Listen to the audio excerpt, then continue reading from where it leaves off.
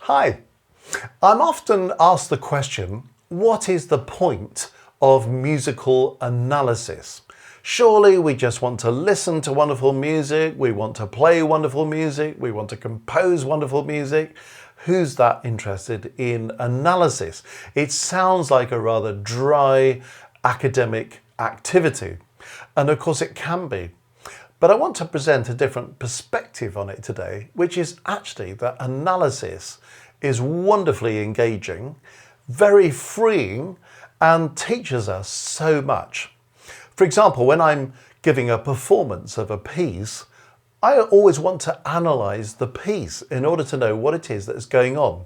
For me, analysis is about getting inside the head of a composer, and I just find that amazing that I'm sitting in my part of the world at this point in the 21st century, looking back at music that might have been written last year, or might have been written hundreds of years ago, and actually getting to the bottom of what was going through the composer's mind when this piece was written. So looking at its structure, looking at its internal details, the melodic design, the rhythmic design, what's happening with chords, where the structural cadences come, where the modulations from one key to another come, exploring the variety of textures, working out how to pinpoint the structure. These are all things that inform a good performance. And I've heard many good performances over the years where people are doing things that are quite instinctively expressive, but you just wonder why they're doing what they're doing. For example, somebody who slows down in a particular bar and maybe has a big crescendo up to a particular note or a particular chord and then subsides and on we go. It can sound wonderfully expressive and it may be a really good thing to do, but sometimes you just think there's no particular reason musically in the design of this piece to highlight that moment. Yet there's another moment a few bars on when we really have reached the climax of a melodic line, or we've got a wonderfully chromatic chord, or we're coming to a place that's structural where we want to highlight things in our performance. And if we don't do the analysis, then we can miss all those things and our performance is less effective, less faithful really to what the composer has written. So there's still huge scope for interpretation and so many different ways of playing a piece of music, but we want our interpretation to be founded on an understanding of what's going on. For example, you can look at the phrase structure of a piece and you can think, now here's a phrase which is answered by the next phrase, what we call an antecedent and consequent phrase. And maybe the first phrase is sort of asking a musical question, and the second phrase is giving us a kind of musical answer. So if we play the first phrase as a sort of totality in its own right, and then we play the second phrase as a sort of separate event, we've missed that connection between the first and the second phrases. It may be that one or both of those phrases comes back later on, and we want to make sure we play it in such a way that identifies it with the original statement. It may be when it comes back that it's varied or extended in some way, so we want to take it a little bit further in some expressive way the second time round. That's just one small example of what I'm talking about. So the whole idea of musical analysis is not to be some dry academic topic, but to really liberate the understanding of what the composer was doing. We can then feel much more confident about the way we play it.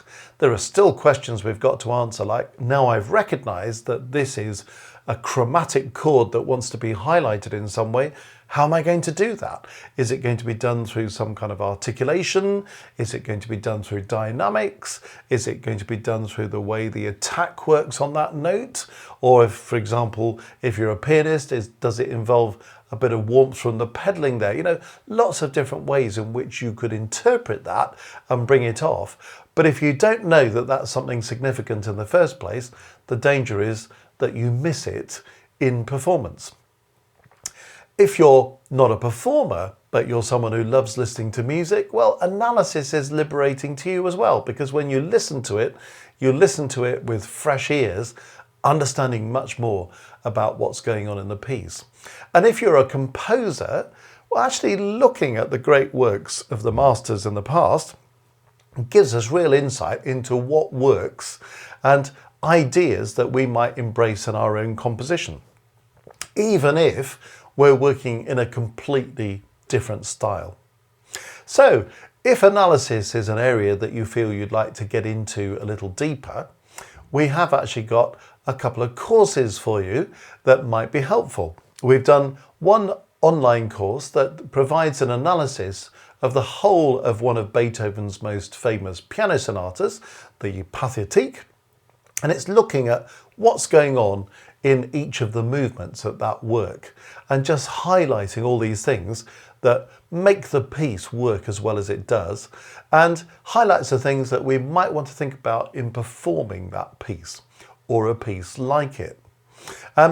There's another course out there on a very different kind of work, and this time in the hands of J.S. Bach, and it's the Prelude and Fugue in F sharp minor from the 48 Preludes and Fugues. So kind of, how does the prelude contrast with a fugue? What's the design of the fugue? How does that actually work?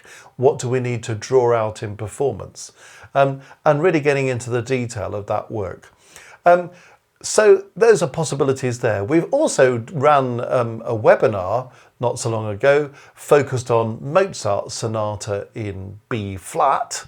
So that's there. If you want to look on our webinar page, there's a recording of it available. So 3 different works that we've explored that would give you insight into those particular pieces if you happen to be studying those for whatever reason, or if you just want to get a grip on how to go about this area of analysis and how it might be helpful to you as a performing musician, as a composer, or as someone who just wants to appreciate a little more deeply what you're listening to. So I hope those are helpful resources to you, all available at Music Matters.